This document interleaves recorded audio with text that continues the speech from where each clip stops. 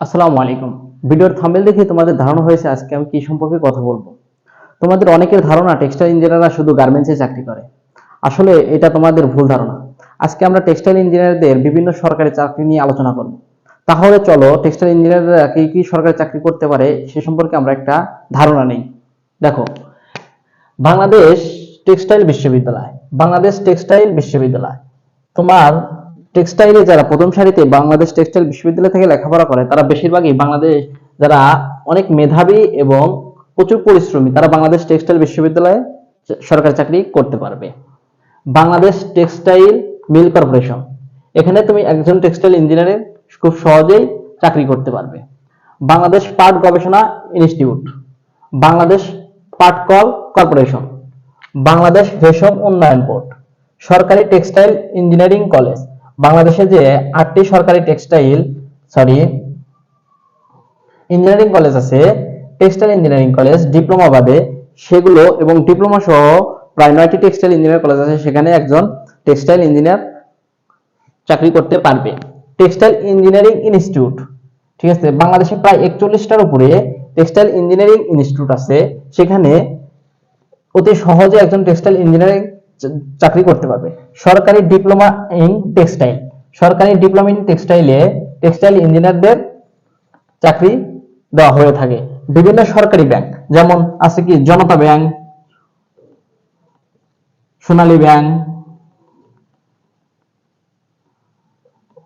রূপালী bank, বিভিন্ন সরকারি bank.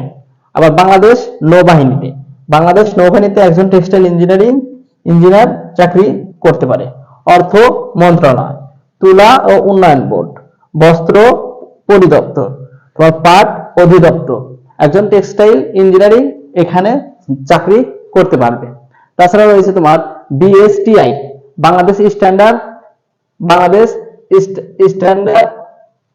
Testing institute, সরকারি প্রাথমিক বিদ্যালয়। আমাদের দেশে একটা প্রচলন আছে কি জানো, তোমার গ্রামে থাকা মানে তোমার কি বিসিএস মিসিএস এর কোনো দাম নাই, সরকারি চাকরি মানে প্রাথমিক বিদ্যালয়ের চাকরি।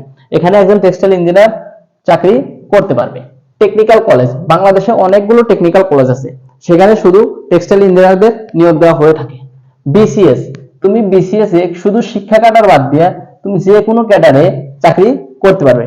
বাংলাদেশ ইপিজেড, বাংলাদেশ ইপিজেডে একজন টেক্সটাইল ইঞ্জিনিয়ার চাকরি করতে পারবে।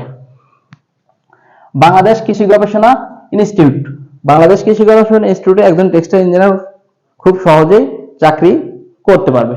তাহলে দেখো, টেক্সটাইল ইঞ্জিনিয়ার মানে যে শুধু গার্মেন্টসে কাজ করবে এমন না। একজন টেক্সটাইল ইঞ্জিনিয়ার চাইলে সরকারি চাকরির পাশাপাশি বেসরকারি অনেক সুবিধা আছে। বাংলাদেশে প্রায় 80% লোক এখন টেক্সটাইলের সাথে জড়িয়ে পড়েছে। বাংলাদেশে বৈদেশিক মুদ্রায় 80% প্রায় টেক্সটাইল দ্বারা আয় করা হয়ে থাকে। তাহলে একজন টেক্সটাইল দেশের উন্নতিতে সবচেয়ে বেশি অবদান রেখে চলেছে। ইনশাআল্লাহ এই পর্যন্তই, দেখা হবে অন্য একদিন অন্য কিছু সম্পর্কে আলোচনা করব। আসসালামু আলাইকুম, ধন্যবাদ।